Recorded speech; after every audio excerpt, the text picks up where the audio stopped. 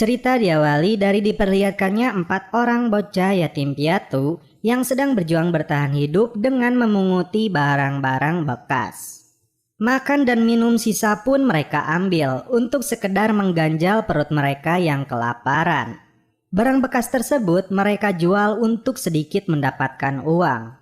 Mereka berempat di malam hari tidur dari satu tempat ke tempat lainnya, dari satu stasiun ke stasiun lainnya. Kesedihan bagi mereka semakin terasa karena mereka selalu diusir oleh polisi atau preman di sana. Hingga di suatu malam, mereka tidak sengaja melihat beberapa penjahat yang sedang menculik para bocah.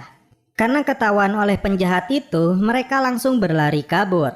Mereka ketakutan diburu kembali oleh para penjahat itu.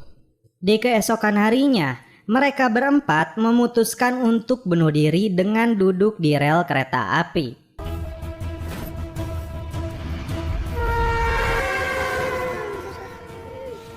Dan salah satu dari mereka mendengar tangisan bayi. Mereka pun bergegas pergi, tidak jadi bunuh diri, namun menyelamatkan bayi tersebut yang berada di tepi jurang. Setelah diselamatkan, mereka terkejut dikarenakan bayi itu penuh dengan gigitan semut hingga melukainya. Bahkan dari kepalanya mengeluarkan darah. Mereka berempat pun bergegas untuk membawanya ke rumah sakit. Sesampainya di rumah sakit, dokter itu menanyakan bayi siapa itu. Mereka menjawab bayi itu adalah saudaranya. Setelah bayinya diobati, mereka baru jujur kepada dokter bahwa mereka adalah anak yatim piatu. Dan bayi itu mereka temukan di suatu tempat. Saat itu, mereka berempat berjanji akan membesarkan bayi ini dan akan bekerja keras untuk menjadikannya seorang pelajar. Dokter yang mendengar itu lalu mengizinkannya menggunakan sebuah gudang untuk tempat tinggal mereka. Kasih sayang mereka berempat kepada bayi ini sungguh luar biasa. Meskipun mereka semua masih bocah. Dan bayi itu mereka beri nama Rama Konidela.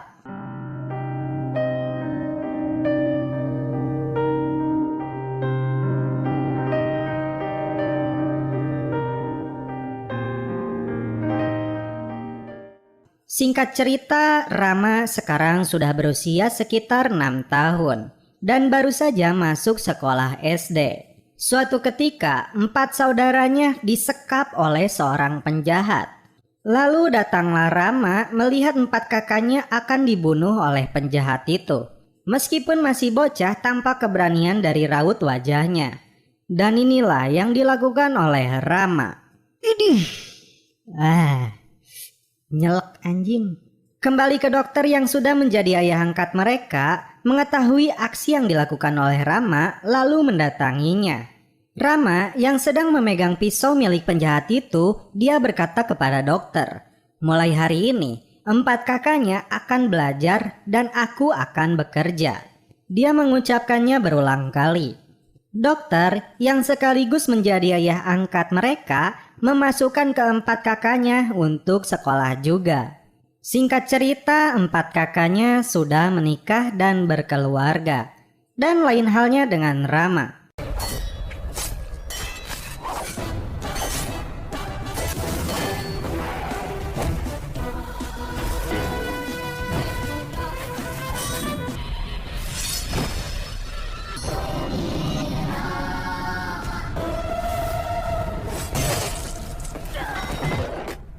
Namun itu hanya mimpi, guys. Mereka semua sudah berkeluarga dan memiliki anak.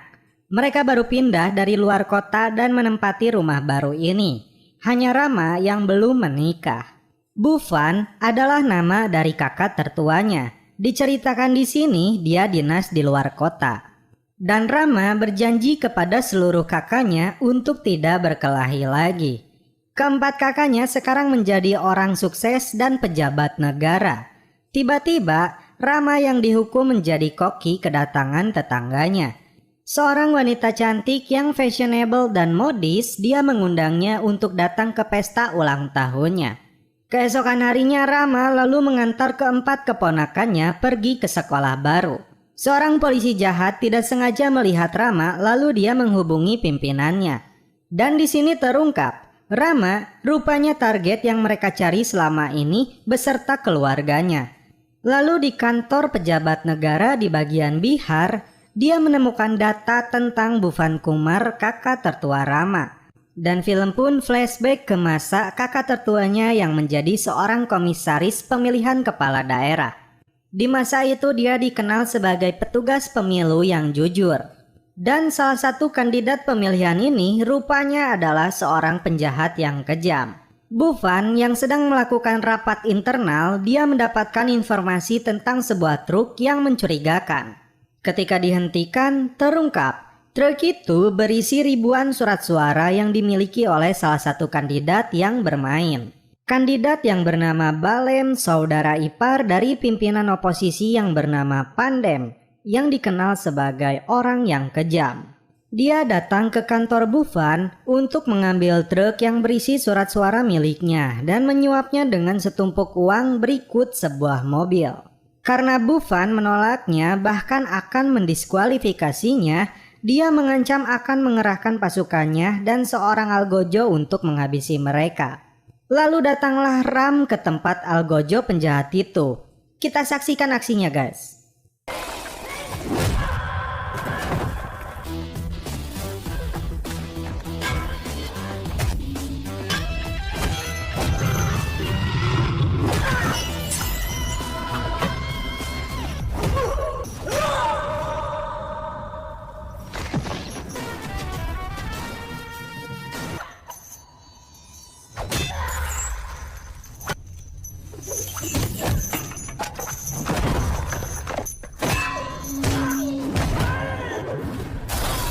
Setelah itu dia lalu datang ke kantor kakaknya dan menghajar si Balem.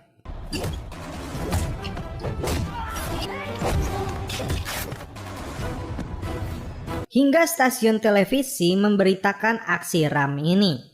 Karena hal tersebut, Bhuvan dan Rama diharuskan meminta maaf kepada pihak yang dirugikan.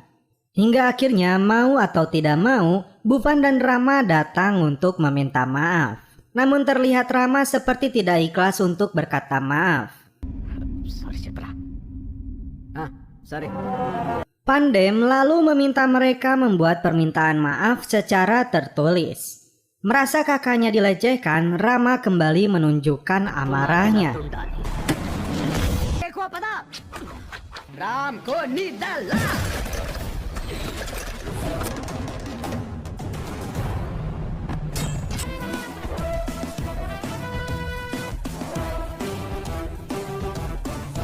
Di suatu hari, Rama dijodohkan dengan seorang gadis cantik. Awalnya Rama menolaknya dikarenakan begitu banyak syarat yang diberikan oleh calon ibu mertuanya. Bahkan kejamnya calon ibu mertuanya, dia membuat Rama hampir membatalkannya. Namun karena kata-kata bijak dari kakak iparnya serta keganasan wanita cantik itu membuat Rama harus terpaksa mengiyakannya. Setelah itu, Bhuvan lalu dipanggil langsung oleh presiden untuk menuju negara bagian Bihar dan menyelenggarakan pemilu di sana. Akhirnya Bhuvan berangkat ke Bihar dan pamit kepada seluruh keluarganya. Ini adalah pertemuan terakhir dirinya dengan istrinya. Cerita kembali ke masa ini. Pejabat Bihar meminta anak buahnya mencari keberadaan keluarganya. Rama kedatangan calon istri dan mertuanya. Kisah pertemuan lucu calon ayah mertuanya pun terungkap di sini.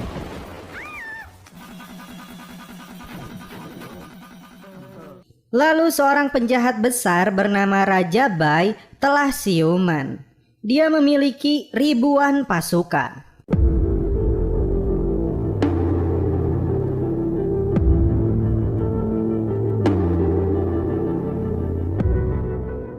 Suatu hari, Pandem bekerja sama dengan polisi yang jahat.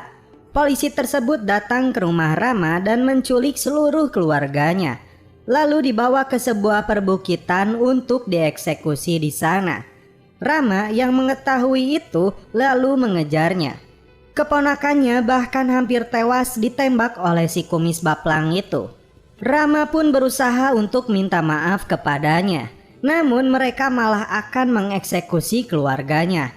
Kesabaran Rama sudah habis. Kita lihat aksinya, guys.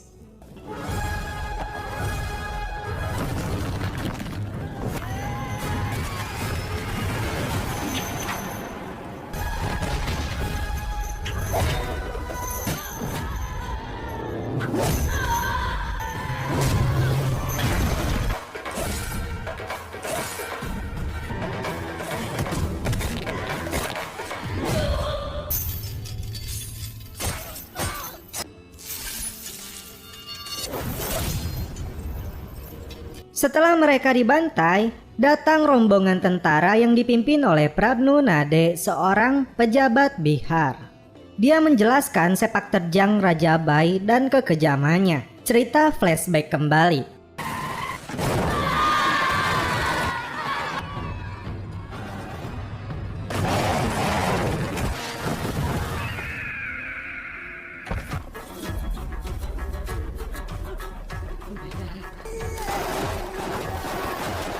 Bufan yang ditunjuk langsung oleh presiden, dia dibantu tentara untuk membersihkan wilayah yang dianggap telah dikuasai oleh kelompok bersenjata.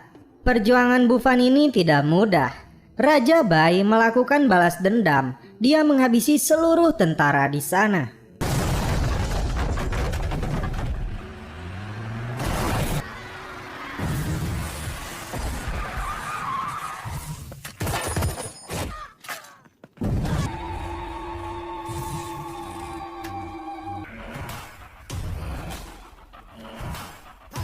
Setelah tentara itu dihabisi, dia mendatangi Bufan dan para polisi jujur lainnya. Mereka semua dihabisi oleh Raja Bai.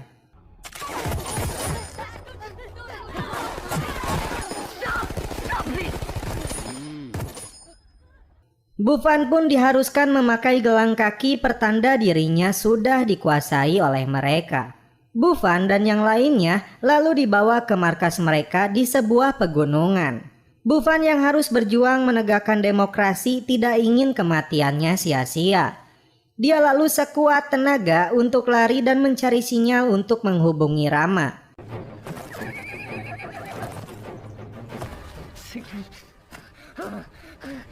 Rama yang saat itu hampir saja menaiki pesawat, dia mengangkat telepon dari kakaknya. Dia terkejut suara kakaknya berteriak kesakitan. Dan untungnya kakaknya terlebih dahulu Sherlock kepadanya. Selanjutnya kita lihat aksi pembalasan dendam Rama kepada mereka.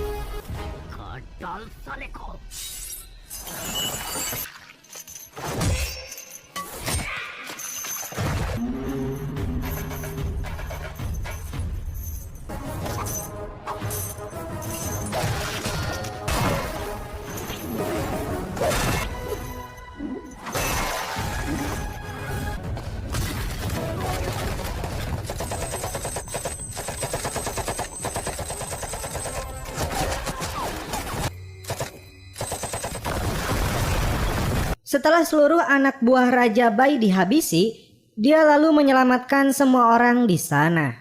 Namun naas, kakaknya terbunuh oleh Raja Bai.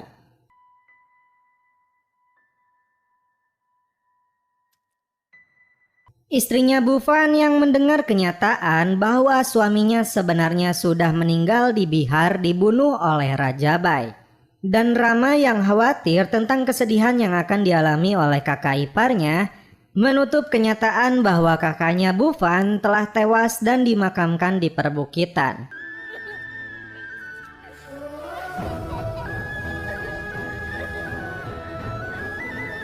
Mereka lalu menuju makam Bufan. Di sini tekad untuk menghabisi Raja Bai kembali dikobarkan. Raja Bai yang kembali terlihat luka di wajahnya akibat aksi Rama, dia kembali dengan pasukannya untuk menguasai wilayah Bihar ini. Dan seekor ular kobra yang dia tunjukkan kepada bocah bahkan tidak sanggup untuk membunuhnya. Pada dasarnya dia ingin menunjukkan kekuatannya kepada seluruh orang yang berada di situ. Datanglah Gayatri, istri Bufan yang dirasuki dendam akan kematian suaminya. Dan inilah Rama, sang singa yang terbangun dari tidurnya. Time starts now.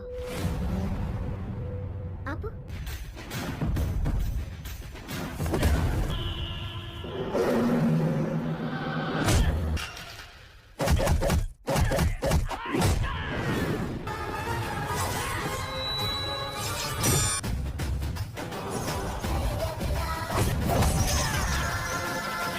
Akhirnya Raja Bai pun tewas. Dia terpenggal kepalanya oleh pedangnya sendiri yang tertancap di pohon. Dan di akhir cerita, bayangan kakaknya Bufan berada di sampingnya.